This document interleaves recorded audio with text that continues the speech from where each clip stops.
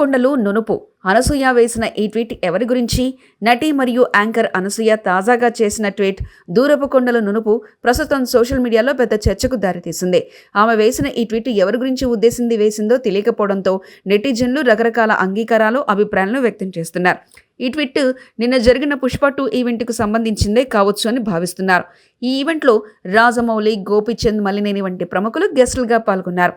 రాజమౌళి తన స్పీచ్లో సుకుమార్ మరియు బన్నీ గురించి కొన్ని విషయాలు పంచుకున్నారు. అలాగే ఈ సినిమా గురించి పబ్లిసిటీ అవసరం లేదని, ప్రపంచవ్యాప్తంగా తెలుగు ప్రేక్షకులు ఈ సినిమాకు ఎంతో ఆసక్తిగా ఎదురు చూస్తున్నారని చెప్పారు. అయితే అనసూయ ఈవెంట్లో దేవిశ్రీ ప్రసాద్ని పదే పదే డిస్టర్బ్ చేస్తూ రాజమౌళి మాట్లాడుతున్నప్పుడు అతన్ని చిరాకు పెడుతుందని దేవి కొద్దిగా విసిగినట్లు కనిపించింది.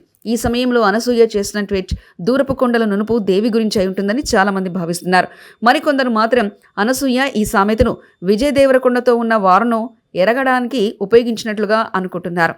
ఈ విషయం మీద అనసూయ ఏదైనా క్లారిఫికేషన్ ఇవ్వాల్సి ఉంటుంది.